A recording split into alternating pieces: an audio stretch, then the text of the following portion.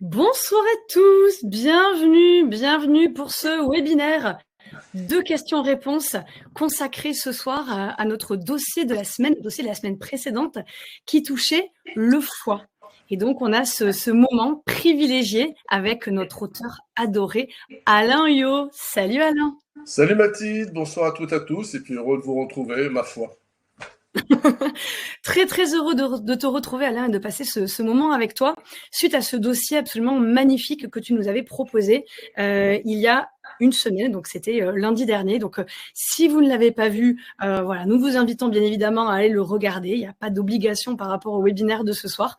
L'idée, c'était de passer un moment privilégié en ta compagnie, Alain, pour pouvoir aller un peu plus loin, creuser, peut-être répondre à des interrogations, des doutes, des questions de manière globale, des compléments d'informations que vous pourriez avoir autour de cet organe majeur, cet organe capital.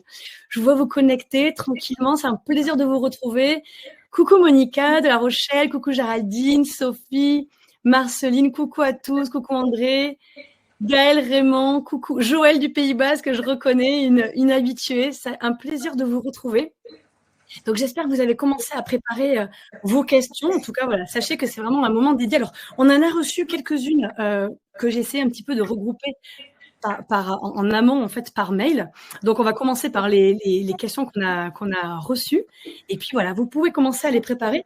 C'est vraiment un moment dédié d'échange, uniquement de questions-réponses. Donc, c'est un moment pour vous, un petit cadeau pour pouvoir aller plus loin et voilà, dépoussiérer un petit peu toutes ces idées qu'on peut avoir sur l'organe, sur le foie, cet organe-là. Alors, je rappelle, normalement, vous avez vu le dossier et puis vous êtes certainement des habitués de la plateforme, mais je rappelle, pour ceux qui peut-être, j'en doute, Alain, ne te connaîtraient pas, mais tu es un thérapeute en médecine naturelle depuis plus de 30 ans. Tu es diplômé, formé à la naturopathie, l'aromathérapie, la sophrologie, en médecine nutritionnelle et fonctionnelle, en thérapie psycho-énergétique, on pense notamment à l'EFT, au TIPI également. Tu es enseignant au Sénato, le Collège européen de naturopathie holistique. Tu organises des ateliers où tu formes également des particuliers à l'aromathérapie, mais aussi des professionnels. Tu as proposé il y a peu de temps dans un milieu hospitalier un accompagnement sur les huiles essentielles qui touchait quel sujet? La douleur, je crois. Voilà, l'accompagnement en approche non médicamenteuse Voilà. sur la gestion de la douleur physique et psychique, entre autres à l'hôpital de Mont-de-Marsan, et plébiscité. J'y retourne au mois de mai pour reformer une deuxième équipe de personnel soignant. Voilà, donc sachant que de plus en plus, le milieu médical s'ouvre aussi à ce qu'on appelle la médecine intégrative, c'est-à-dire la médecine intégrative ne s'oppose pas aux médicaments, les médicaments ont leur place, surtout à l'hôpital bien évidemment, mais dans la gestion de la douleur physique et psychique, on peut amener d'autres alternatives. L'hypnose fait partie de ces approches non médicamenteuses et l'aromathérapie a également son rôle à jouer sur la gestion de l'inflammation, de la douleur psychique et physique. Tout à fait. Tout à fait. Donc, mon axe de travail, c'est l'animation et la transmission. Et donc, c'est pour ça que je suis content de vous retrouver ce soir pour un petit peu transmettre, partager mon expérience et puis essayer de répondre au mieux à vos interrogations. Oui, dès lors que la médecine est intégrative, c'est absolument formidable et qu'il y a des synergies, des interactions comme ça qui se passent entre les différentes approches. Donc, c'est très intéressant. Et voilà, donc l'approche de la douleur par l'aromathérapie, c'est très intéressant. Et puis, tu vas nous en reparler automatiquement parce que tu l'as évoqué dans le dossier. L'aromathérapie est aussi très pertinente lorsqu'il s'agit du foie. Donc, je termine pour expliquer un petit peu tout ton parcours et avoir toute ton expertise. Précisément, tu as une expertise reconnue sur le jeûne. Tu proposes des retraites. Tu rentres précisément d'une retraite à l'île de Ré que tu animais. Donc, tu en proposes avec ton épouse, Sylvie, qu'on salue. Vous avez créé IGA. Et donc, voilà, il y a des retraites régulièrement où vous venez accompagner des personnes. Il y a eu plusieurs centaines de personnes qui sont venues vous voir pour pratiquer et expérimenter le jeûne. Tu es par ailleurs l'auteur de 2 superbes ouvrages sur le jeûne. Le jeûne, la voie royale pour la santé du corps et de l'esprit aux éditions d'Angle et votre jeûne holistique en pratique que tu as coécrit avec ton épouse, avec Sylvie. Donc, le jeûne, l'aromathérapie, les thérapies psycho-énergétiques, autant de pistes ce soir à explorer pour venir chouchouter et choyer notre foi. Je regarde si. Alors, Sophie, vous n'avez pas vu le dossier, il est sur YouTube et il est sur notre plateforme, sur Vivo Vojo. Si vous allez sur vivovojo.net ou .com, je ne sais plus, mais enfin, Vivo Vojo, vous retrouverez tous les dossiers qui sont diffusés toutes les semaines. Chaque semaine, il y a un nouveau dossier avec une nouvelle thématique qui est abordée. Donc, la semaine dernière, c'était Alain, avec ce question-réponse ce soir. Cette semaine, c'était Sylvain Caron qui nous proposait un dossier sur l'estime de soi. Donc voilà, je vous invite à aller regarder un petit peu, explorer le site et YouTube pour découvrir toutes ces thématiques que nous abordons. Alors, je vois que vous commencez à poser vos questions, c'est parfait. Je vous laisse continuer à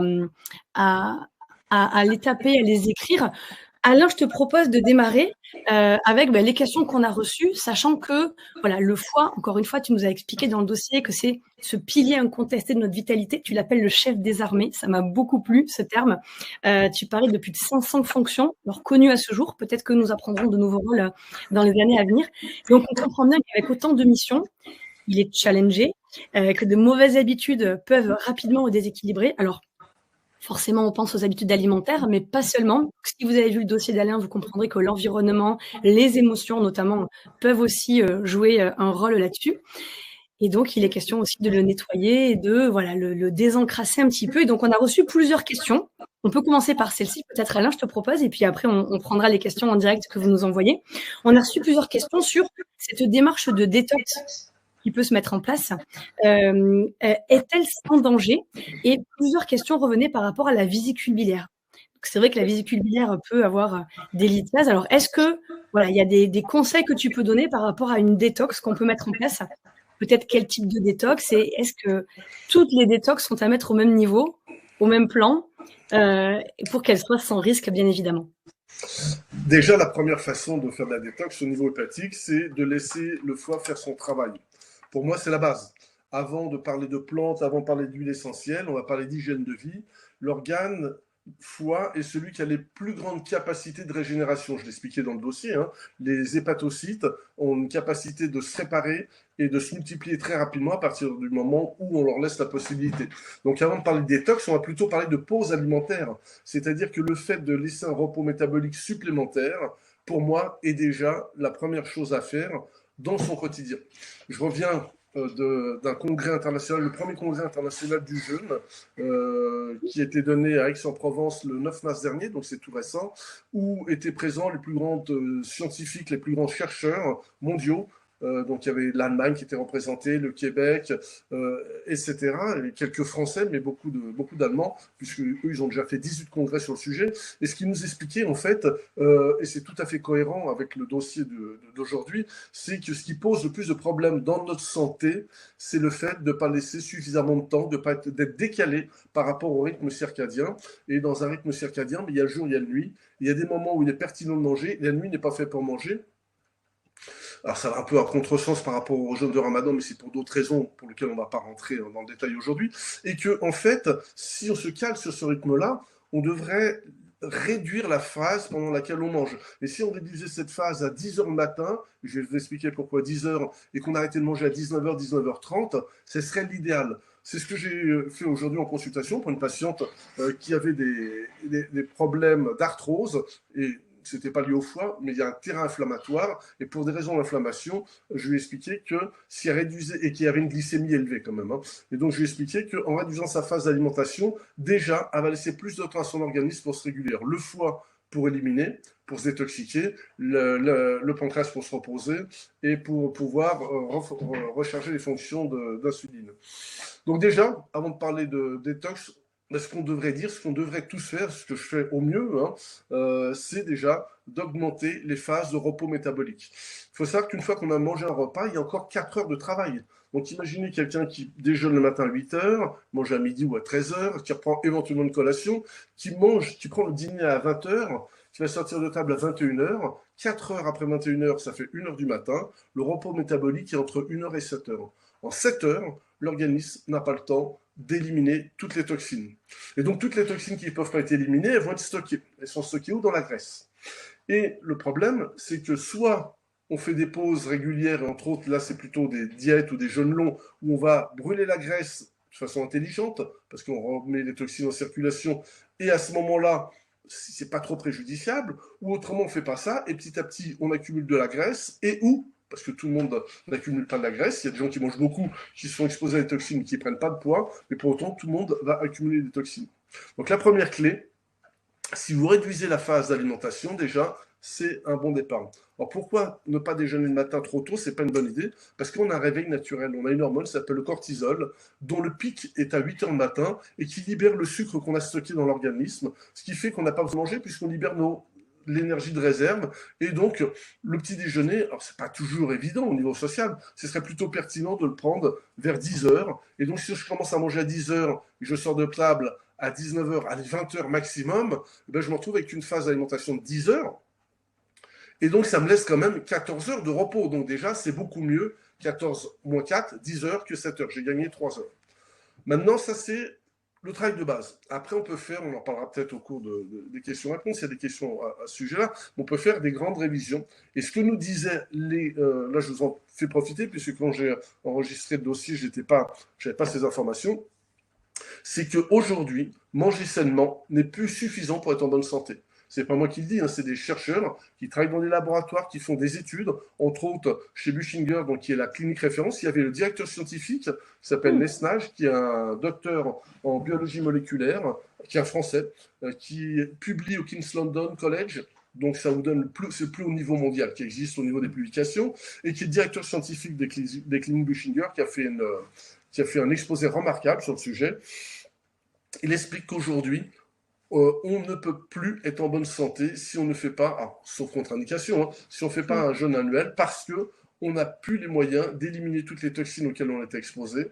Et donc là, on parle du foie et des reins, mais entre autres du foie, parce qu'on n'a plus les moyens de réguler le terrain inflammatoire, parce qu'on a une exposition trop importante aux radicaux libres, etc., etc.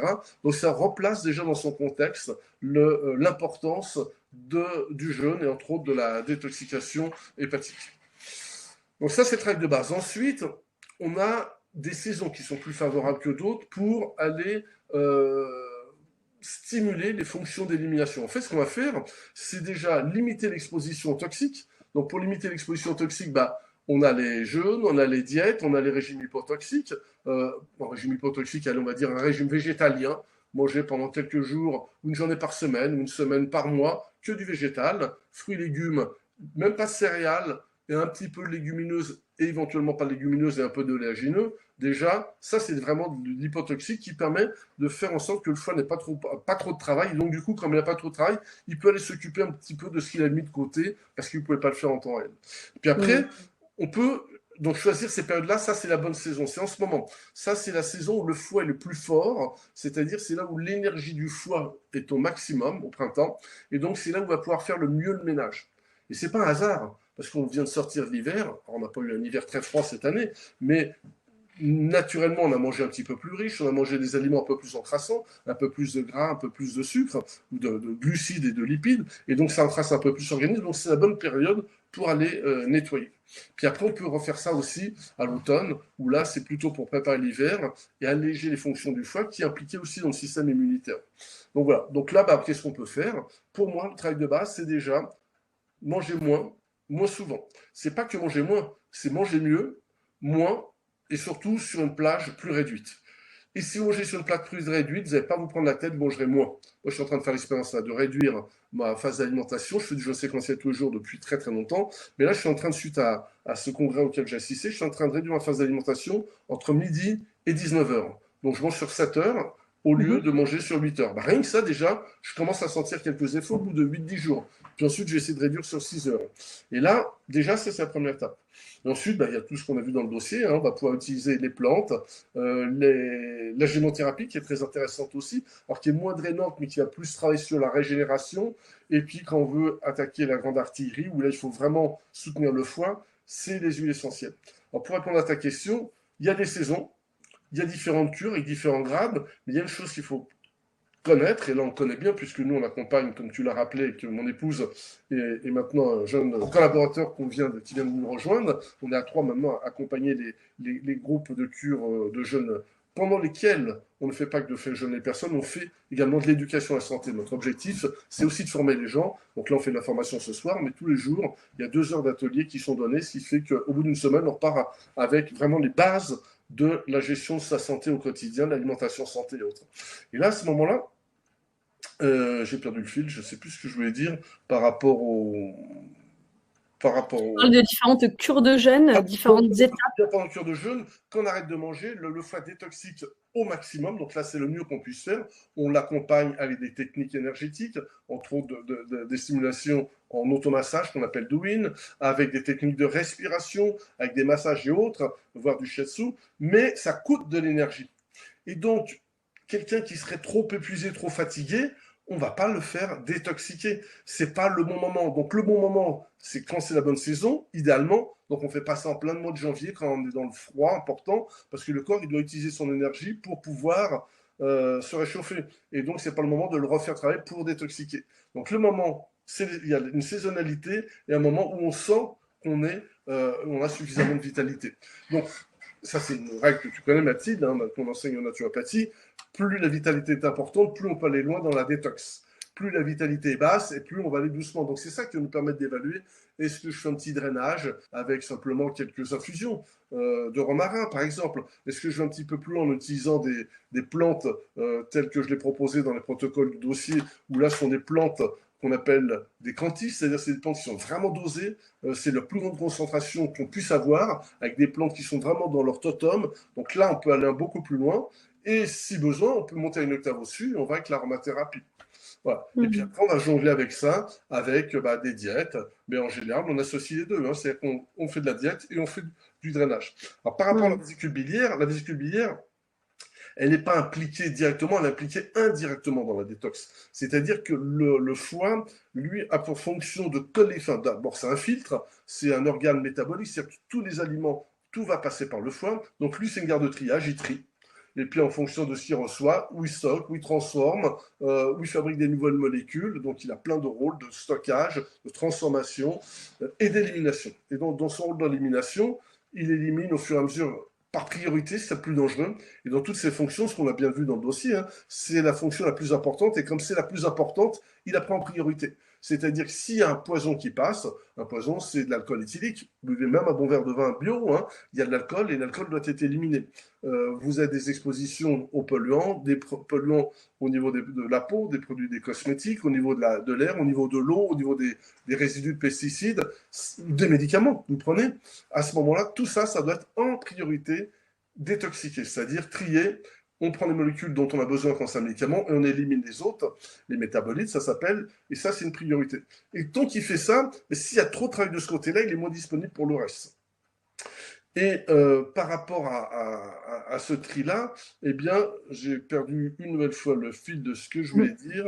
Et quoi qu'il en soit, s'il y a un régime hypotoxique ou tout le principe du jeûne, et qu'il soit séquentiel sur quelques jours ou sur une semaine, il n'y a pas d'impact, enfin, il n'y a pas de danger en tout cas, par rapport à la vésicule biliaire. Non, voilà, oui, je reviens à la vésicule biliaire. Maintenant, donc toutes les toxines vont être emballées, transformées par le foie, et ensuite, lui, il va les transformer pour qu'ils puissent être éliminés par voie biliaire. En l'état, ils ne peuvent pas être éliminés. En l'état, il faut les transformer. Donc, c'est ce qu'on appelle l'étape 1 de la détoxication hépatique, phase de biotransformation. Ensuite, ils sont emballés. Emballés, c'est une métaphore, mais c'est-à-dire transformés biochimiquement. Donc, on parle de sulfoconjugation, on parle de méthylation, etc., pour que ça puisse être éliminé. Ça passe dans la bile. Donc, le problème de la bile, elle subit des dégâts collatéraux. S'il y a trop de toxines à un moment donné, la bile va être surchargée en fonction. Et le problème, on l'a vu dans le dossier, si la personne a du stress, on parle de tempérament bilieux, des gens qui veulent tout contrôler ou des gens qui sont en anxiété permanente, en hypervigilance parce qu'ils veulent également tout surveiller, malheureusement, ça, c'est pas possible. Donc, à un moment donné, ça crée des embouteillages et ça perturbe les fonctions biliaires. Donc, il n'y a pas de danger particulier. Les précautions à prendre, c'est à partir du moment où on va faire du drainage du foie et de la vésicule biliaire. C'est à partir du moment où on va prendre des pentes qui sont dites cholagogues cholérétiques, cholagogues pour fabriquer plus de bile, donc on en a plus dans la vésicule biliaire, mais si elle-même est déjà encrassée, il y a de la boue.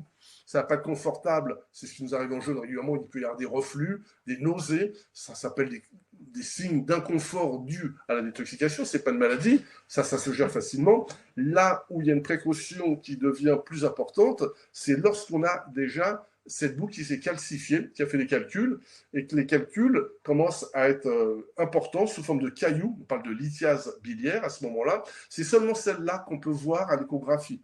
Quand vous avez de la boue biliaire, vous avez des débuts de calcul qui sont simplement des associations des déchets de cholestérol et de sel biliaire. Ce n'est pas forcément visible à l'échographie. Par contre, quand ça commence à se calcifier, parce qu'il y a différents sels qui passent, comme du calcium, entre autres, ou des phosphates, à ce moment-là, ça fait comme des billes. Et si le calcul est trop important, si on prend des plantes qui servent, elles, à éliminer la bile, donc là on parle de cholagogue, eh ben, ça peut éliminer un calcul et il coince. Alors, c'est pas le traitement qui pose problème, c'est le fait d'avoir des calculs.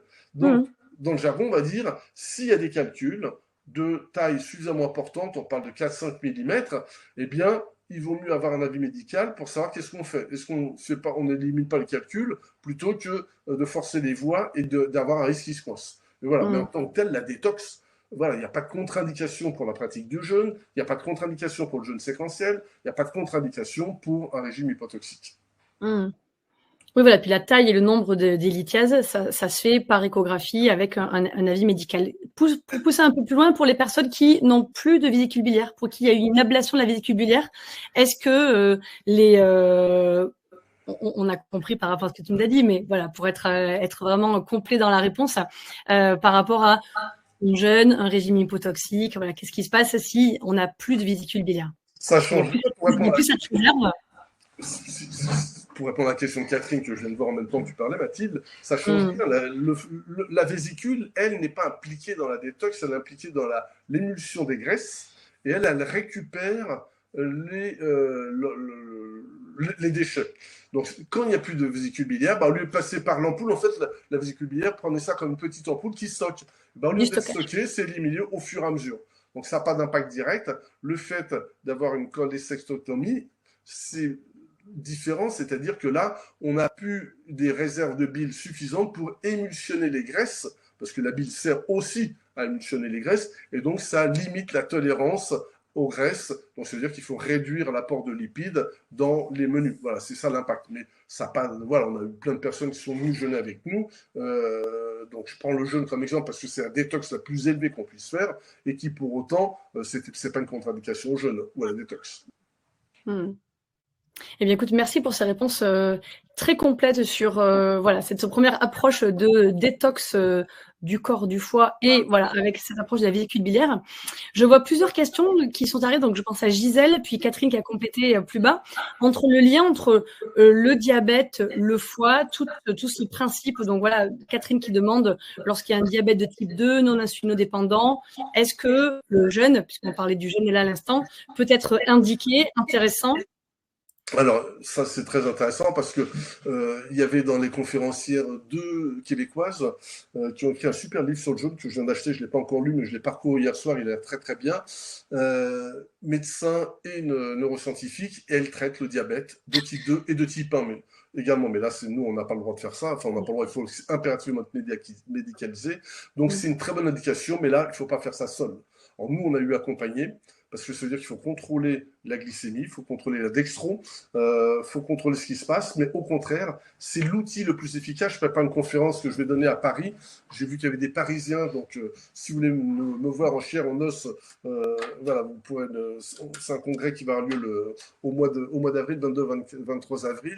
Donc vous recevrez les communications prochainement par les réseaux. Je suis dans le fichier, je ne vais pas trop détailler, mais je suis en train de préparer ma conférence et entre autres, je suis sur la partie diabète type 2 et on montre justement l'évolution de la glycémie au fur et à mesure des fils du jour. Donc, premier jour, deuxième jour, ça commence à baisser 2 jours, 3 jours, et puis plus on prolonge, plus ça baisse. Et elle traite carrément le diabète type 2 de façon, c'est traité, c'est pas amélioré. Hein. Alors nous, on n'a pas le droit de parler de jeûne thérapeutique en France, mais pour autant, on a le droit de donner des outils qui permettent d'améliorer. Donc c'est une très bonne indication, mais ne faites pas ça seul. Là, il faut impérativement être encadré. Alors soit par des médecins, ça commence à venir en France, ou par nous, des gens formés comme nous, nous-mêmes formons d'autres thérapeutes, médecins ou naturopathes, avec une grande expertise, comme le rappelait Mathilde. Et là, c'est une très très bonne indication, à la fois pour le foie, toutes les maladies du foie, pour les surcharges de foie, pour les stéatoses hépatiques, on n'en a pas parlé. Pareil, on a vu les études, là, on voit l'évolution. Donc là, c'était Françoise Wilhelmy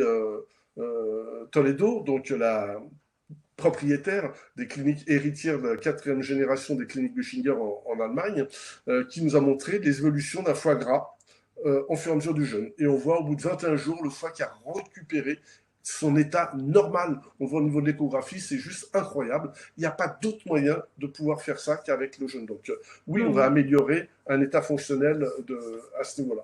Mais voilà, par contre, quand il y a des maladies comme ça, il faut impérativement, faites pas ça chez vous, même avec les livres qu'on a écrits, il faut une surveillance et un suivi pour pouvoir faire ça.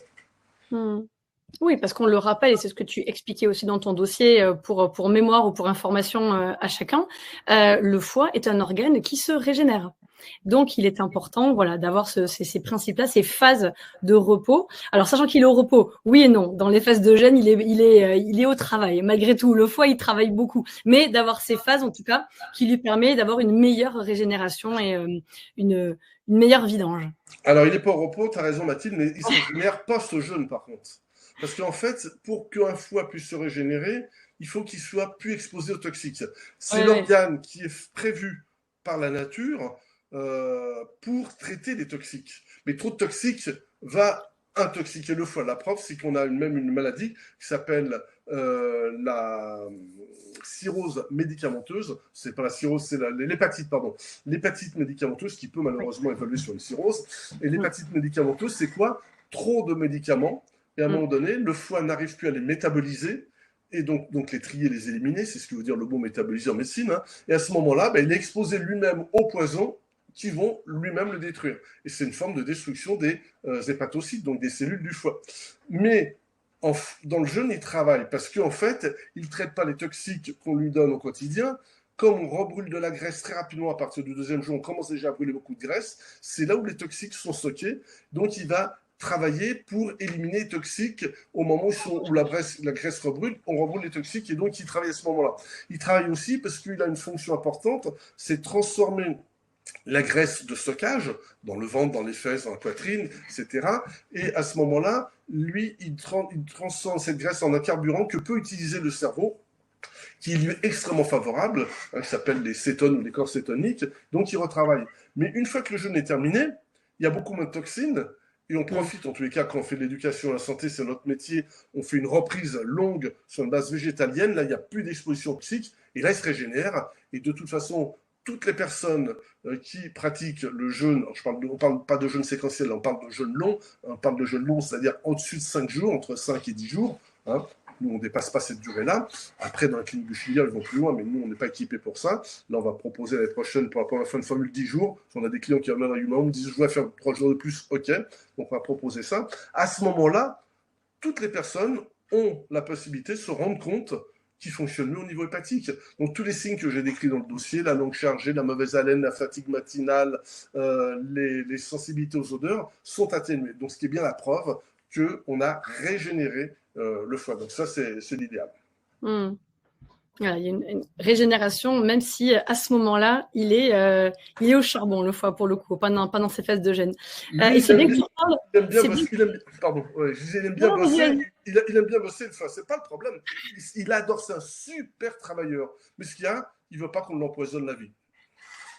C'est ça. Et c'était bien que tu reparles des médicaments parce que c'est vrai on met souvent en avant le paracétamol qui est l'une des molécules les plus consommées parce que facile d'accès et qui semble un peu inoffensive. Alors, on n'est pas contre les médicaments, jamais, absolument, évidemment. Mais c'est vrai que la consommation de paracétamol est à modérer parce que c'est un toxique pour le foie lorsqu'elle est prise en grande quantité et trop régulièrement. Donc, c'était bien que tu rappelles cette prise de médicaments aussi. Je regarde vos questions qui arrivent. Alors, il y en a plusieurs. Merci à vous. Alors, il y a Annie qui pose une question par rapport au traitement d'hormonothérapie. C'est vrai qu'il y a de plus en plus de personnes qui ont des traitements d'hormonothérapie. Donc, elle nous partage qu'elle a ce traitement depuis plus de 2 ans qui augmente les gamma-GT. Alors, est-ce que déjà, il y a un lien gamma-GT et ce traitement-là et quel conseil tu pourrais lui donner? Et je pense que ça peut parler à d'autres personnes parce que toutes les personnes qui sont médiquées sous contraceptif, hormonothérapie, traitement, voilà. Après, il y a des médicaments qu'on ne peut pas se passer, hein. Moi, je ne suis pas contre les médicaments. Moi, mon métier, c'est pas de fustiger les médicaments, c'est de faire en sorte de trouver des solutions quand c'est possible pour essayer de limiter au maximum la prise de médicaments. Pourquoi? Parce que tous les médicaments ont des effets délétères à terme. Et l'organe, comme je viens de le rappeler, le premier concerné sur la détoxication, donc l'élimination de ces médicaments, c'est le foie.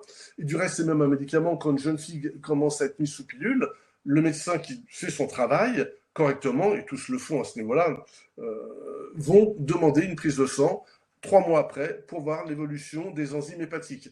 ASAT, ALAT, gamma-GT, ce sont les 3 enzymes qu'on va contrôler et qui montrent qu'il y a déjà une souffrance hépatique. Donc quand ça monte, ça veut dire que la personne ne supporte pas le traitement. Donc pour répondre à la question de l'auditrice dont j'ai oublié le prénom, qui est sous hormonothérapie, ça veut dire que votre foie est en souffrance. Donc là, soit il y a possibilité de faire des pauses sur le traitement, ce qui est peu probable. Donc l'autre alternative, c'est de faire des pauses métaboliques pour votre organisme pour permettre au foie d'être un peu moins exposé, d'être au repos et de se régénérer. Donc, ça veut dire, là, ça passe par des périodes de diète, voire idéalement des périodes du jeûne séquentiel, ça c'est important, et idéalement, si vous avez la possibilité, la volonté et l'envie, de faire du jeûne, parce que là, c'est ce qui va permettre de régénérer votre foie. Donc ça veut dire que si les enzymes hépatiques montent, votre foie est en train de vous dire, j'aimerais pouvoir souffler un peu.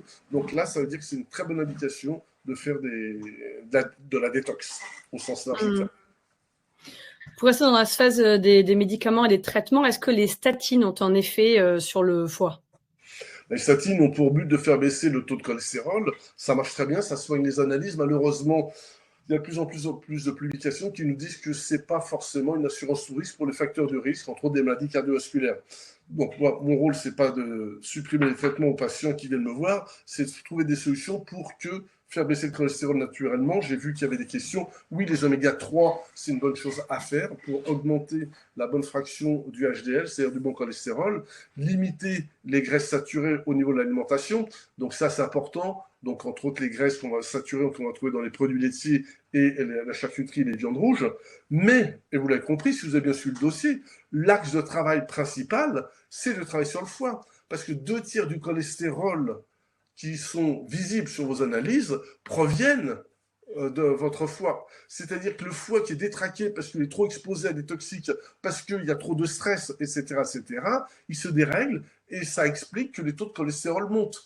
Donc on parle de maladies liées à l'âge et on voit que les taux de cholestérol évoluent en fonction de l'âge. On a un taux de cholestérol plus élevé à 50 ans qu'à 20 ans et plus élevé à 70 qu'à 50, mais c'est simplement, tout en mangeant la même chose, si on avait un régime constant, c'est la signature que le foie se fatigue.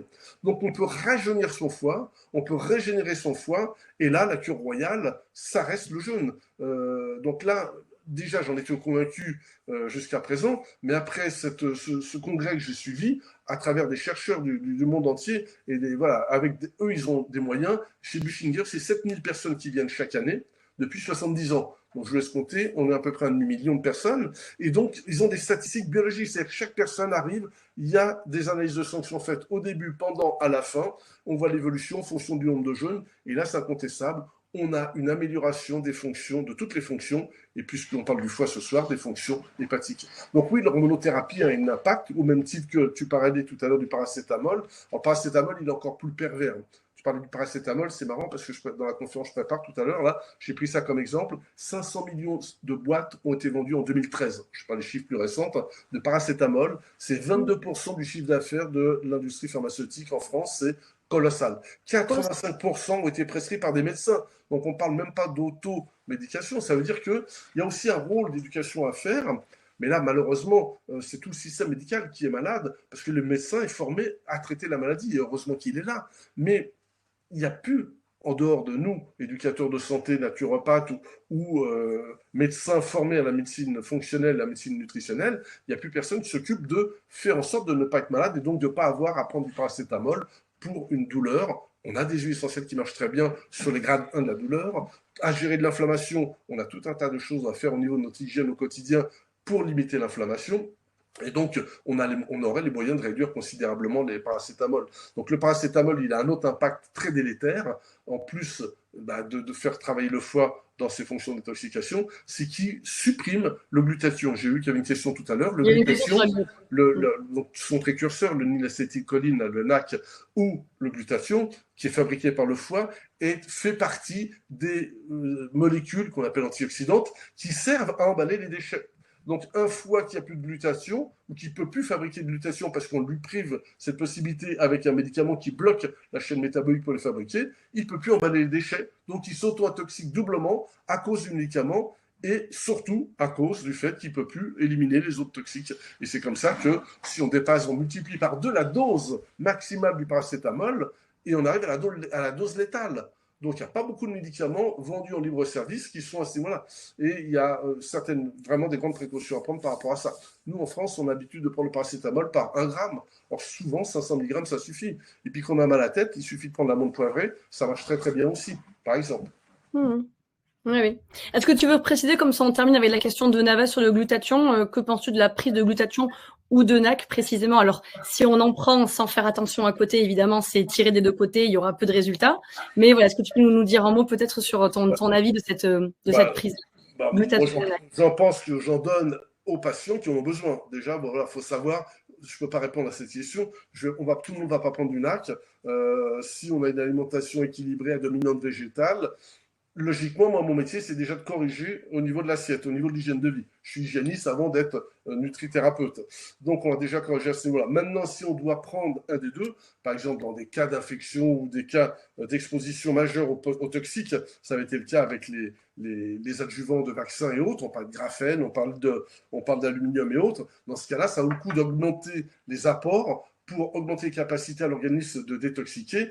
Mieux vaut prendre du NAC et laisser le corps faire son glutathion lui-même. C'est le glutathion par voie orale est détruit, donc il ne va rien se passer, on ne va pas l'assimiler. Ou alors, il faut trouver des glutations qui sont absorbables par voie, sublinguale. Donc là, il y a un laboratoire qui fait ça en France, mais c'est pas très pratique. J'ai testé, c'est cachet avec des couches de grenade, donc qui contient beaucoup de NAC et puis des isolants. Il faut le laisser fondre pendant un quart d'heure en bouche, c'est pas très très pratique. Ou autrement, au milieu hospitalier, ce qu'il faut, c'est des injections en intraveineuse, mais là, on est dans le milieu purement médical. Donc là, je pense que du bien, mais voilà. Après, voilà, c'est du sur-mesure en fonction des besoins de tout un chacun. C'est pour ça qu'on est là, qu'on fait de la consultation en tant que naturopathe, c'est pour justement ajuster. Comme un médecin ne va pas donner le même médicament à tout le monde, on fait du sur-mesure. Mais en priorité, évidemment, l'hygiène de vie, la consommation, l'activité physique, l'assiette, bien évidemment, comme tu l'as rappelé. Est-ce que tu peux repréciser, apparemment, il y a eu des problèmes de son, j'espère que c'est de manière isolée, que vous n'avez pas tous eu des soucis de son. Tu parlais de stéatose hépatique tout à l'heure, qui a été guérie en 21 jours. Alors, c'est un cas que tu as dû peut-être voir. Il n'y a rien à généraliser, bien évidemment, on individualise. On est à chaque fois. Donc voilà, tu parlais, donc c'était par rapport à un jeûne sec ou c'était pas un jeûne sec, pardon, pas un jeûne sec, mais un jeûne hydrique, enfin un jeûne prolongé. Est-ce que tu peux repréciser? Il y a plusieurs questions. Moi, l'exemple que j'ai, parce que j'ai eu des personnes qui avaient des stéatoses hépatiques qui sont venues en jeûne, c'est que plus le jeûne est long, plus on dégraisse. Donc on ne va pas généraliser. Si on est en début de stéatose, en fait, tant qu'on n'est pas au stade inflammatoire où on commence à arriver à un stade lésionnel, ce que disent la recherche scientifique, c'est que le jeûne est un traitement. Alors je dis ça avec des guillemets parce qu'en France, encore une fois, on n'a pas le droit de parler de jeûne thérapeutique, mais en Allemagne, ils font ça. C'est traité, il y a une chaire de naturopathie, donc un médecin qui n'est même pas médecin, qui est professeur, donc qui est cardiologue, professeur de médecine, le professeur Andreas Mikkelsen, qui était présent au congrès, qui traite 1000 patients dans son service chaque année. Le jeûne est remboursé, mais là, c'est du jeûne thérapeutique. Et donc là, ils vont traiter en fonction des pathologies. Donc ses confrères vont lui envoyer des personnes à traiter. Ça peut être en rhumato, en cardio, etc. Et sur les problèmes hépatiques, ce qu'ils nous ont montré, c'est que plus le jeûne est long, plus on va améliorer les fonctions hépatiques. Donc là, je ne peux pas répondre à la personne. En tous les cas, c'est la clinique qui nous montre. Nous, les personnes qu'on accompagne, on accompagne sur 7 jours, 10 jours. Quand les personnes veulent aller plus loin, si on les connaît bien, on peut faire du suivi à distance une fois qu'on l'a fait ensemble. Il faut qu'il y ait une surveillance médicale en même temps. Et puis après, on demande au médecin de refaire une échographie et on voit l'évolution et on voit si c'était suffisant ou pas. Si ce n'est pas suffisant, on recommence l'année d'après, par exemple, ou 6 mois après. Très bien. Merci beaucoup pour ce retour. Je vois Sophie qui pose la question si on peut jeûner pendant une chimiothérapie. C'est un sujet, c'est pas si on peut, c'est s'il n'y a pas de contre-indication, là je ne peux pas trop rentrer dans le détail, Non, mais mais tu parlais de vitalité tout à l'heure. oui, voilà, la vitalité. Et là, il y a une conférence, mais je vais faire de la pub pour la conférence, vous pouvez le trouver, hein, vous tapez le Congrès international du jeûne, ça fera plaisir à mon confrère qui a organisé ça, vous trouverez ça, donc c'est pas organisé par Bibouda, Vivo Ojo, etc. Mais bon, vous trouvez ça sur Internet, les replays sont en vente sur le net, et il y a un médecin oncologue, donc Mouissé, il s'appelle, qui a écrit un super livre aussi. Alors, j'ai plein de livres à lire grâce à ça, hein, j'en ai 5-6 d'avance là, qui est un médecin oncologue, donc qui est à l'hôpital de Aix-en-Provence et qui accompagne les patients en médecine intégrative. Donc, il a montré 6 centres ressources en France, dont à Aix, un pas très loin de ma région, à Montauban. Je vais prendre contact avec eux parce que ça m'intéresse grandement et qui propose justement la chimio, en accompagnement de la chimiothérapie, il propose de jeûner. Et ça c'est les travaux de Longo qui ont été pionniers à l'époque, hein. Mais là, lui, c'est implanté, c'est mis en France. Alors moi, je savais que c'était, je crois que c'était à Marseille. J'avais un médecin qui faisait ça. Et donc, je l'ai rencontré, j'ai discuté avec lui, un gars extraordinaire sur le plan humain, un grand monsieur. Et donc, lui propose ça, il explique pourquoi. Moi, je connaissais une partie de l'explication, et je vais vous pouvoir donner un peu plus d'informations. La partie de l'explication, ce qu'a montré Longo, c'est que les cellules cancéreuses sont des cellules mutantes, qui n'ont pas la possibilité de se protéger.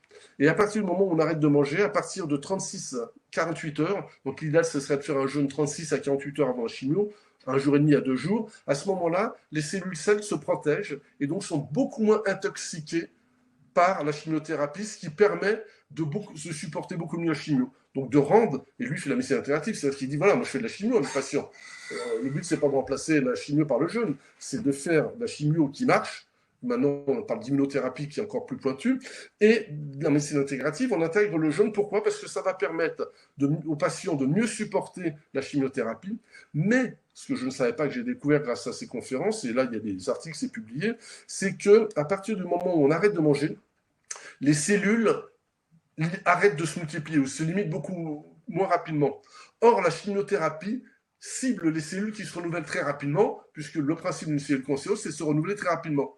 Mais nous, on a des cellules qui se renouvellent très rapidement. Les cellules de l'estomac se renouvellent en 6 heures. Les cellules de l'intestin se renouvellent en 72 heures, etc. Celles des cheveux et des ongles. Et c'est pour ça qu'on perd les cheveux et les ongles sur certains types de chimio, pas toutes. Mais grâce à ça, à partir du moment où on arrête de manger 2 jours avant, du coup, les cellules ralentissent leur multiplication et donc elles ne sont pas ciblées par la chimio ne les attaque pas puisqu'elles ne voient pas des cellules qui se renouvellent et donc elles sont protégées doublement. Donc oui, c'est une très bonne indication, mais comme le rappelait Mathilde, voilà, il faut quand même vérifier l'état de la personne, sa motivation d'abord. Si elle n'a jamais jeûné de sa vie et qu'elle a à la fois le cancer, la chimio, qu'elle doit jeûner, moi j'ai eu des cas à traiter comme ça, c'est compliqué psychologiquement. Donc dans ce cas, moi je mets la personne sous jus de légumes et autres, c'est moins efficace. Mais voilà. Donc c'est pour ça que c'est important d'avoir déjà expérimenté le jeûne tout seul, tranquillement, ou dans un groupe, ou éventuellement avec un programme dont on parlera tout à l'heure, hein, pour faire ça à la maison, si vous n'avez pas de problème de santé. Parce que là, on parlait tout à l'heure de diabète type 2, le programme ne s'adresse pas à vous. Là, il faut vraiment être une présence physique. Si vous n'avez pas de problème de santé particulier et que vous les expérimentez et que vous voulez, plutôt que d'avoir des vidéos à droite à gauche où il y a des indications, des contre-indications, enfin des erreurs ou des bonnes informations, mais aussi beaucoup d'erreurs. Voilà. Donc mieux vaut avoir l'avis d'un professionnel de santé expérimenté dans le domaine. Donc on a créé un programme dans ce sens-là et c'est bien d'avoir déjà expérimenté parce que si un jour on a besoin pour les raisons qu'on évoque, malheureusement il y a quand même une personne sur 5 en France qui va faire un cancer, donc c'est énorme. C'est une statistique officielle qui a fait ou qui fera, donc c'est énorme. Donc ça vaut le coup de savoir que oui, on doit jeûner 2 jours avant et le jour de la chimio. Donc ça fait des jeûnes de 48 à 72 heures idéalement. Voilà. Et sur les troubles de la dénutrition, eh bien, si la personne n'est pas dénutrie, elle peut faire ça sans aucun problème. Et là, ils nous ont montré les analyses de sang, il n'y a pas de signe de dénutrition. Parce que ça, c'est la peur des médecins. Surtout ne jeûnez pas, vous avez dénutri, il faut garder vos protéines pour l'immunité. Non, c'est faux, enfin c'est vrai, si la personne est déjà dénutrie avant, ça va l'aggraver, mais si elle n'est pas dénutrie, le corps supporte très bien, on fait une bonne réalimentation 2-3 jours après, et on reprend toutes les réserves, il n'y a que les avantages, sans les inconvénients. Hmm. Oui, oui, dès lors d'expérimenter le jeûne, c'est d'abord être préparé si voilà, ça doit se présenter, voilà, si malheureusement voilà, une maladie se déclare, mais c'est aussi être préventif. Enfin, tu en as déjà parlé régulièrement, mais notamment par le principe d'autophagie, on peut aussi prévenir des cancers par ce principe de jeûne. Voilà, moi c'est mon métier au départ. Là, je réponds à des questions ponctuelles, mais La c'est mon prévention métier. avant tout. Nous, on ne traite pas le cancer en naturopathie. Hein.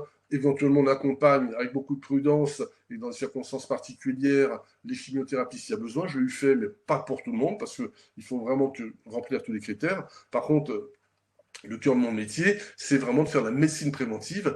Et là, la pratique du jeûne, à la fois pour la santé hépatique, nous l'avons compris que la santé hépatique est directement dépendante, la santé générale est directement dépendante de la santé hépatique, c'est le jeûne, dans ce cas-là, est vraiment très intéressant à titre préventif. C'est l'outil le plus efficace pour lutter contre les maladies liées à l'âge.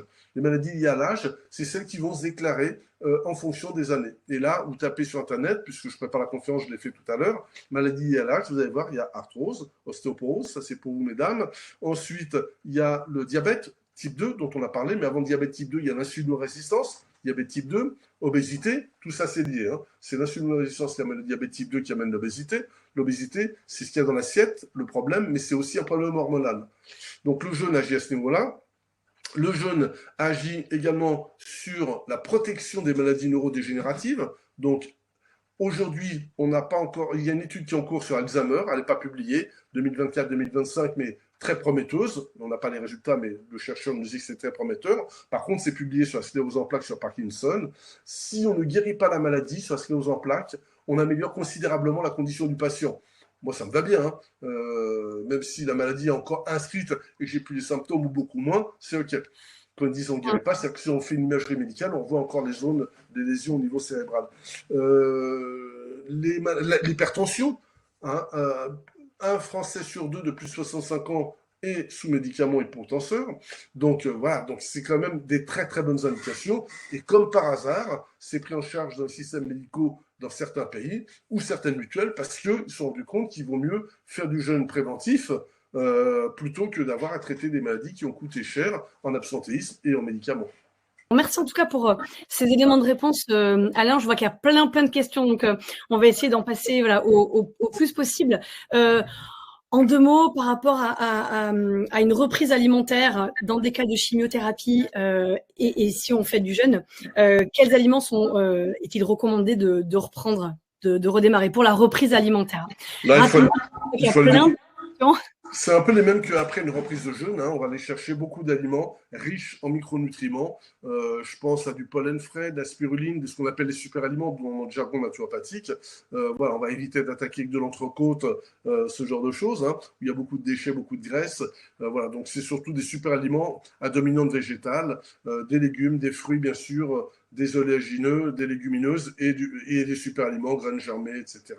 Je disais une question là sur l'eau. L'eau, ça sert absolument pas à détoxiquer. L'eau sert à drainer. Donc l'eau, on a besoin de boire d'eau, mais l'eau va servir à dissoudre les déchets, mais elle ne va pas les éliminer. Ce qui va éliminer les déchets quand ils sont solubles, c'est les reins, et quand ils ne sont pas solubles, c'est le foie. Donc oui, c'est indispensable de boire des bonnes quantités d'eau, une eau pure ou une eau filtrée en dehors, donc sur un estomac vide, mais vous pouvez boire autant d'eau que vous voulez. Si vous avez des résidus de pesticides, des résidus de médicaments ou des résidus d'hormones produits par votre propre organisme, c'est pas l'eau qui va les éliminer. Très bien, bah écoute, merci pour ces réponses. Et merci Claire, merci Christine, merci Alex, merci la régie magnifique de me faire ce retour-là. J'ai vu une question. Alors NC, je ne sais pas, Marie-Christine peut-être, ne vous inquiétez pas, si vous avez des petites coupures de son par rapport à la réponse d'Alain sur la stéatose, vous recevrez dès demain, tous de toute façon, un replay dans votre boîte mail. Donc, vous pourrez regarder les passages qui vous intéressent ou regarder en intégralité parce qu'Alain propose plein de conseils extrêmement pertinents. Alors, je vois Christine qui pose des questions par rapport à la bilirubine. Est-ce que tu peux nous réexpliquer un petit peu le principe de la bilirubine? Qu'est-ce qui fait qu'elle monte? À quoi sert-elle? Alors, elle nous parle du syndrome de Gibert. Voilà. Est-ce que tu peux nous en dire un mot par rapport au… Après, ça devient technique, c'est la biologie. Après, ce qu'on peut dire, c'est que des petits conseils, un taux de bilirubine élevé est une indication d'une souffrance hépatobiliaire. voilà ce qu'on peut dire. Donc, c'est un des indicateurs qui montre qu'il y a les enzymes au niveau du foie qu'on va doser, et puis ensuite, ensuite on va doser la bilirubine. Donc, la bilirubine, quand elle est élevée, soit en général, c'est un problème d'insuffisance de détoxication. Donc là, après, ça devient vraiment purement médical, donc je ne veux pas trop rentrer dans les détails, parce que là, on dépasse un petit peu un cadre d'information. Après, voilà, moi, si j'ai un patient qui a un taux de bilirubine élevé, je vais questionner pour voir ce qui se passe, mais on est sur du pur médical.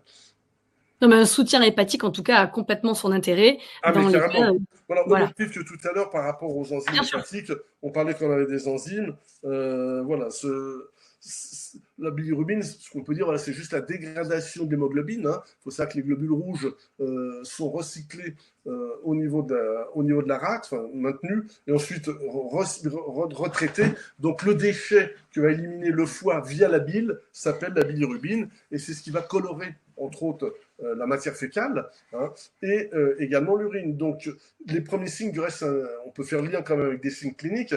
Quand on commence à avoir des selles qui se décolorent, c'est pas un bon signe. C'est-à-dire que le foie, il a vraiment un problème, il n'arrive plus à éliminer, et entre autres, la bilirubine, il n'est plus éliminé, et ce qui peut donner un pigment au niveau de la peau. On a eu le cas avec une personne, et je peux prendre cet exemple, qui est venue jeûner 5-6 fois avec nous. On a des clients qui reviennent chaque année, qui sont fidèles, et qui étaient tout jaunes, donc qui avaient fait un ictère quand il était plus jeune, donc une jaunisse, et il a été resté avec cette souffrance. Bon, il avait quand même un fonctionnement hépatobiliaire un peu compliqué. Je l'avais accompagné, puis un jour, il m'a dit, mais est-ce que vous ne connaîtriez pas un outil qui peut me permettre d'aller un petit peu plus loin? Et cet outil, je lui dis, bah si, j'en connais un, mais là, ça nécessitera prendre un petit peu de temps pour vous, c'est de faire un jeûne. Et comme on démarrait, c'était à l'époque que je démarrais mes jeûnes, il y a une quinzaine d'années, il est venu faire un jeûne avec moi, et le premier jeûne, ça l'a amélioré. Il est revenu, il a trouvé énormément de bénéfices sur son fonctionnement du corps, sur la libération du stress, sur son hypertension, qui a été carrément améliorée. Il est passé de 2 médicaments à plus qu'un. Et puis l'année d'après, il est revenu, et la 3e année, il a retrouvé son teint rose. Alors nous, à Toulouse, on dit rose. Il a retrouvé son teint rose, et ça veut dire que justement, le foie refonctionnait mieux. Donc on pourrait faire le lien entre la bilirubine et le foie et le, comment dirais-je, et comment dirais-je, le dossier ce soir. Très bien. Écoute, merci beaucoup pour cette précision par rapport à la bilirubine. En général, c'est souvent lié à des problèmes de cirrhose ou des transfusions de sang. Enfin, voilà, c'est pour ça, après, ça devient un peu technique. Mais oui. C'est pas quelque chose de banal. Navad dit qu'en Allemagne, il y a beaucoup de pratiques d'oxygénothérapie. Est-ce que tu connais déjà cette pratique et est-ce qu'elle peut être intéressante pour détoxifier le foie? Il faudrait préciser. Alors moi, j'ai vu ça, je ne sais pas si on parle de la même chose, j'ai vu ça en Belgique, mais je ne sais pas si on parle de la même chose. En Belgique, c'est l'ozonothérapie. Alors voilà, je ne sais pas, parce que moi, l'oxygénothérapie, je ne sais pas. L'ozonothérapie, ça fonctionne. J'ai vu l'ozone au niveau sanguin, on va injecter dans le sang.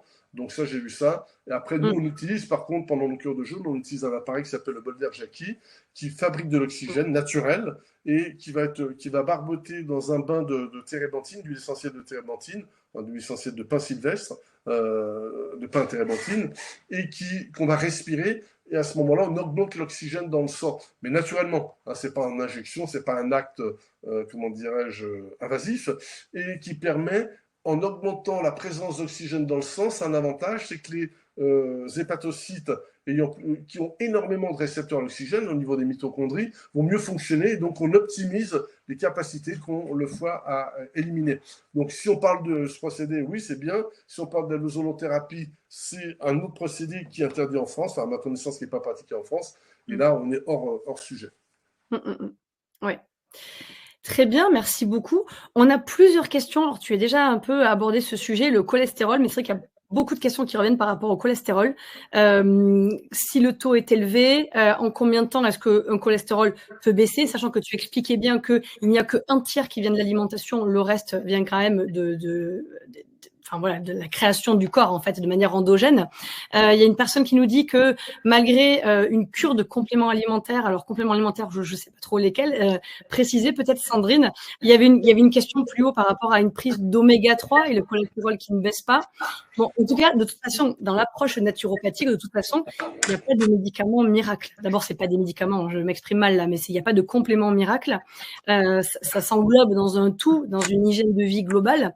Mais est-ce que tu peux peut-être apporter quelques compléments par rapport voilà, au cholestérol, en combien de temps est-ce qu'il peut baisser, pour compléter un petit peu, et puis après on parlera des différentes cures, parce qu'il y a Christian qui nous parle du desmodium. J'ai vu des questions par rapport à la cure de bouleau. On est en plein dans la cure de bouleau actuellement. Il y avait des questions par rapport aussi à une cure de jus de citron le matin. Voilà, donc des petites cures, c'est vrai qu'on entend, pour venir soutenir un peu le foie, et tu pourras peut-être nous donner des éléments de réponse aussi par rapport au desmodium, citron et bouleau, sève de bouleau. Le cholestérol, je ne peux pas répondre. Le temps Voilà. nécessaire que votre foie va mettre pour refonctionner correctement. Ça peut prendre 15 jours, ça peut prendre 6 mois, ça peut prendre 1 an. S'il est trop lésé, ça peut ne pas marcher suffisamment non plus. Voilà, donc ça, pour moi, le travail d'attaque, c'est pas d'utiliser le chrysanthellum americanum, qui serait la plante la plus indiquée pour des problèmes de cholestérol élevé, par exemple. Le desmodium, qui est un hépatoprotecteur, qui ne va pas forcément faire baisser le cholestérol, mais bien protéger le foie. Donc ça, c'est plutôt intéressant à ce niveau-là. C'est vraiment du jeûne séquentiel, du jeûne, si vous avez la possibilité de faire du jeûne long, encadré au moins pour la première fois, hein, au moins à être rassuré, voir ce qui se passe, ou avec un programme, un minimum tel qu'on vous proposera, et puis voir ensuite. Et à ce moment-là, le foie, il va se réguler. Si on se régule, après, les compléments vont venir en plus. Il existe un thé de la pagode, alors je ne sais plus le nom, mais vous regardez ça en boutique bio, qui est spécialisé dans la pharmacopée chinoise pour le cholestérol, avec des résultats assez probants à partir de 3 mois. C'est pas au bout de 15 jours, mais pour moi, le travail de base restera quand même de permettre au foie de moins être exposé aux toxiques, donc faire baisser la toxémie, faire du régime hypotoxique, faire de la diète, faire du jeûne séquentiel, régulièrement, le jeûne séquentiel en départ, le reste, et idéalement un jeûne par an. Et là, vous allez voir que votre foie, il va s'améliorer. Mais l'avantage de faire ça, c'est qu'on est sur une approche globale, on ne s'occupe pas que d'un paramètre qui nous indique un dysfonctionnement, on s'occupe du chef d'orchestre ou du chef des armées, comme on l'appelle. C'est pas de moi, je n'ai pas rien inventé, c'est le terme qui est utilisé en médecine traditionnelle chinoise. Il appelle le général des armées, tellement il est important, c'est lui qui commande toutes les troupes, tous les régiments. Donc il y a le régiment qui s'occupe de détoxiquer, il y a le régiment qui s'occupe d'assimiler, de stocker, etc. Et si le général en haut est malade, eh bien l'armée fonctionne plus, et le sujet commence à avoir des problèmes très importants. Donc pour moi, le travail de base, il est là. Après, moi j'utilise de la phyto, mais en accompagnement. Si j'utilise que de la phyto, c'était ce que j'ai eu faire au début de ma pratique. J'étais un peu moins investi par rapport aux pratiques hygiénistes telles que le jeûne. Bah, ça marchait, mais ça marchait le temps du traitement. Et puis petit à petit, ça se redégradait. Donc nous, notre métier en naturopathie, c'est vraiment d'être causaliste, à travailler sur la cause. Et là, c'est pour ça que j'ai fait ce sujet-là. J'ai fait ce dossier parce que c'est tellement important. Ça permet de revenir au cœur de la médecine de terrain, c'est-à-dire traitons le foie pour les problèmes de cholestérol. Après, il y a une huile essentielle qui est intéressante, qui est la carotte en huile essentielle, qui est intéressante pour le cholestérol. Et une autre huile qui est, je suis en train de chercher, j'ai un doute, que j'utilise aussi sur l'hypercholestérolémie, l'ivèche, carotte, qui sont intéressantes. Ça, c'est en aroma, et en phyto, chrysanthellum, desmodium et autres. Donc le citron, ce que j'en pense, c'est un très bon fruit, qui a des gros avantages. Ah, par rapport aux cures. Je suis parti sur les cures. Chose de sujet, oui. Pour le citron, donc, c'est un très bon fruit qui a des bonnes vertus, qui agit sur le pancréas, sur l'estomac, sur la vésicule biliaire. Mais le seul problème, c'est que c'est un fruit qui ne vient pas de chez nous, fruit tropical au départ, hein, qui vient même de plus loin, et qui est acide chez nous. Parce que quand on fait venir des citrons d'Espagne, d'Italie, c'est pas les mêmes que si vous allez en Asie ou comment dirais-je, ou aux Antilles. Et donc, c'est un fruit qui va être acidifiant. Or, on a un grand nombre de personnes qui souffrent d'acidose, et faire des cures de jus de citron, c'est pas indiqué pour tout le monde, et ça peut même être contre-indiqué pour certains.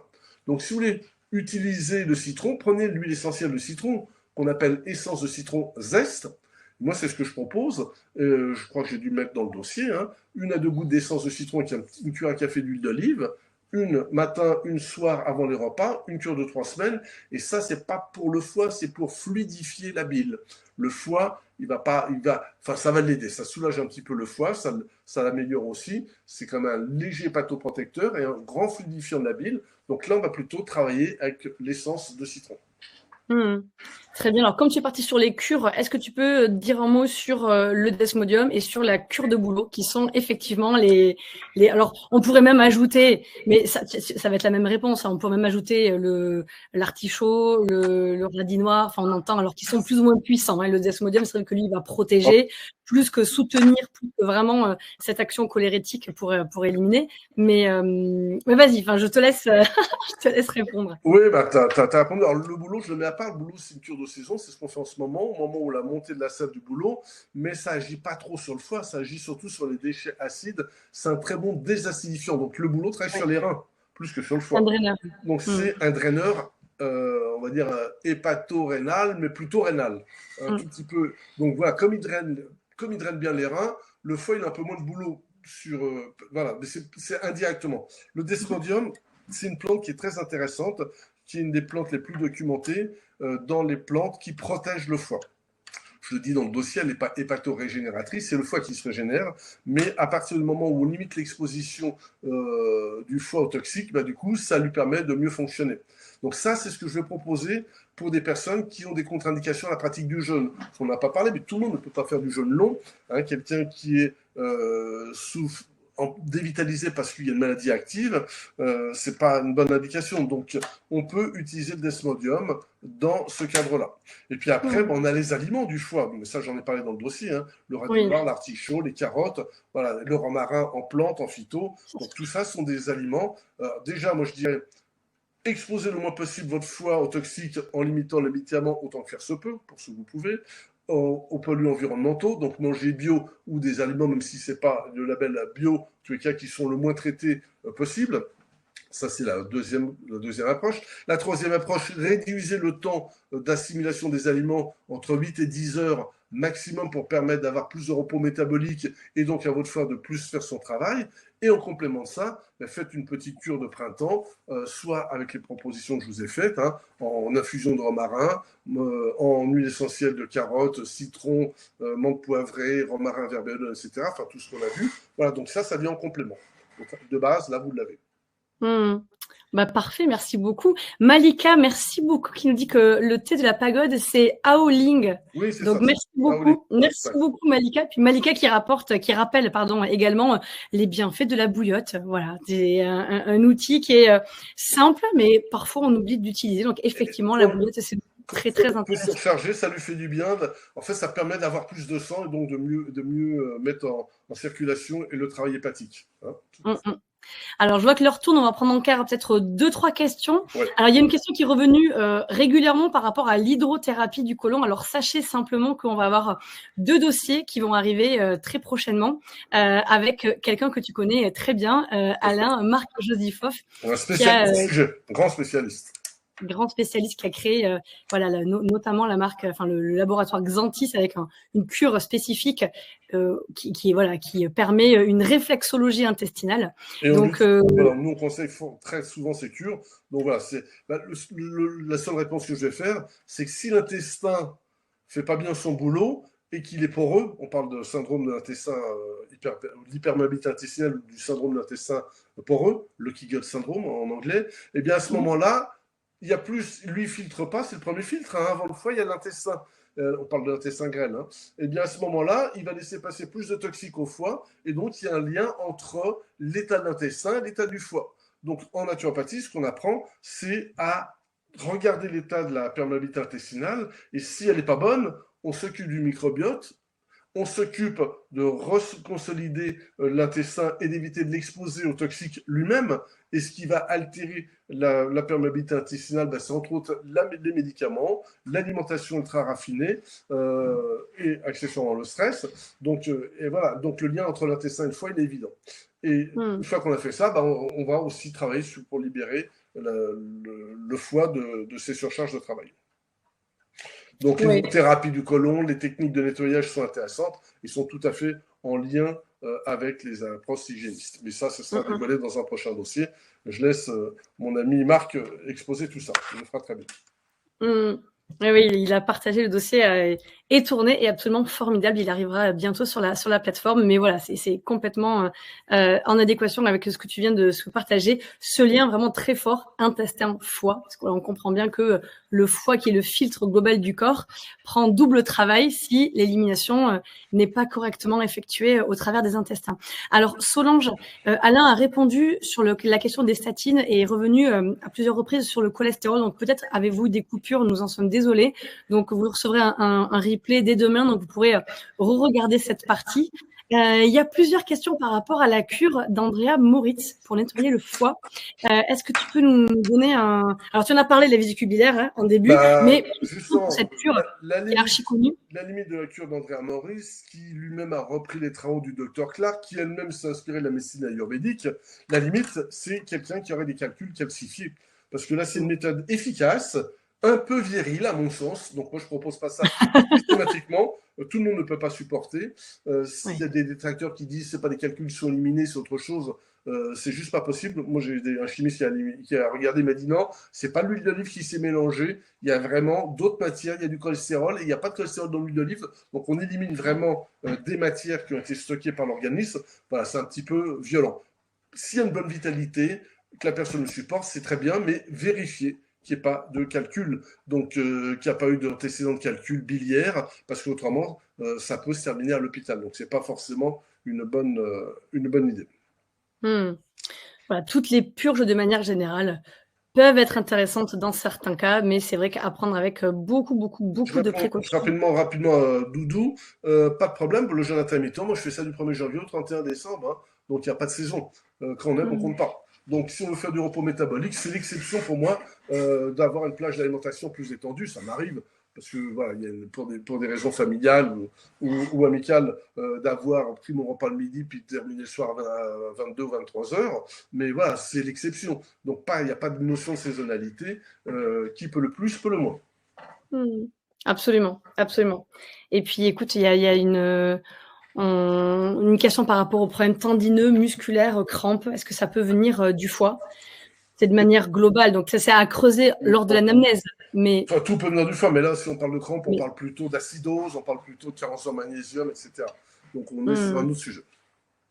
Bon, en tout cas, tu as bien balayé ce sujet de la thématique du foie et on a bien compris qu'il y a plein de techniques, mais en tout cas, à la fois l'une qui est la plus puissante, mais à la fois qui préserve, qui est dans le préventif et qui, par exemple, s'il y a des soucis de la vésicule biliaire, par exemple, les jeunes, qu'ils soient plus ou moins courts, plus ou moins longs, n'ont pas de contre-indication. Donc, c'est à la fois très puissant et à la fois assez sans danger quelque part. Donc, c'est vraiment quelque chose qui est intéressant à mettre en pratique dans la prévention. Tu l'as rappelé, que ce soit si voilà des troubles pathologiques sont installés ou si vraiment on veut rester en pleine vitalité. Tu as fait d'ailleurs plusieurs webinaires sur le jeûne que je vous invite à vraiment aller regarder sur notre plateforme. Mais en tout cas, voilà, si ce soir c'est la période parfaite, en tout cas, pour démarrer un jeûne, s'expérimenter en jeûne séquentiel, en jeûne plus ou moins long. Tu en parles dans ta formation. Voilà, on vous offre ce soir la possibilité de pousser un petit peu la démarche, l'expérience, la pratique. Je pense que vous avez bien compris que l'idée, c'est au plus on aura anticipé, au mieux l'outil sera bénéfique et le moins contraignant possible. Voilà, parce qu'il peut y avoir des petites choses qui se passent au début de jeûne. Vous l'expliquez précisément. Donc, c'est un jeûne qui est extrêmement riche.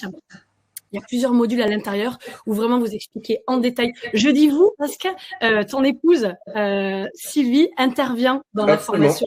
Comme en présentiel, elle intervient en distanciel sur ce programme qu'on propose à travers Yojo. Exactement. Absolument. Donc, vous expliquez vraiment, vous recevrez de toute façon toutes les informations dès demain dans votre boîte mail plus en détail, mais vous expliquez vraiment tout le principe. Donc, vous réexpliquez en détail les mécanismes qui s'opèrent à l'intérieur du corps lorsque, voilà, on est en jeûne, selon les différents types de jeûne. Tous les conseils pour préparer les centres alimentaires, préparer son jeûne de manière la plus optimale possible, puis la reprise alimentaire, les outils, on parlait de lavement à l'instant. Donc, voilà, tout ce qui peut se passer à l'intérieur, les petites purges pour aider vraiment à vidanger le corps quelque part pour démarrer le jeûne de manière, voilà, avec le plus de vitalité possible. Enfin, tous ces outils sont extrêmement bien détaillés.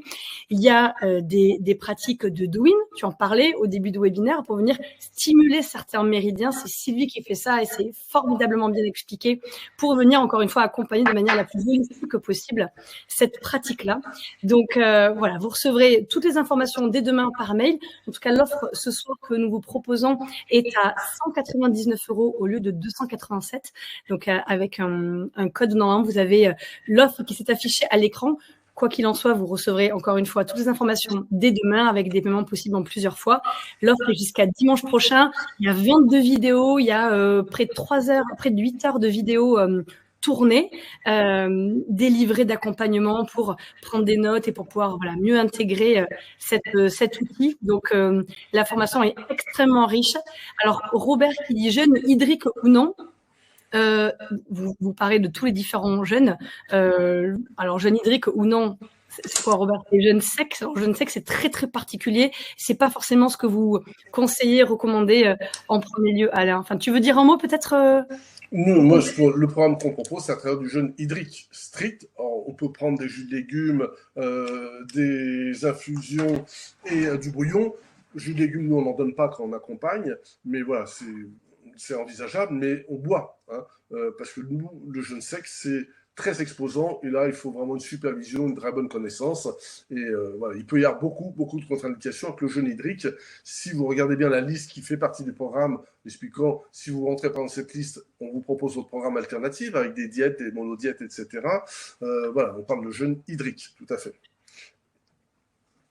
Écoute, merci pour ces précisions. Je vois 2 dernières petites questions, donc on les prend à la volée, mais je pense que tu as déjà bien balayé l'ensemble de cette thématique-là. Et puis, je vous invite vraiment, pour ceux qui l'auraient manqué, à visionner le dossier extrêmement complet avec des conseils très précis, très concrets que nous a proposé Alain. Le dossier est absolument formidable. Donc, vous le retrouvez sur notre plateforme ou sur notre chaîne YouTube.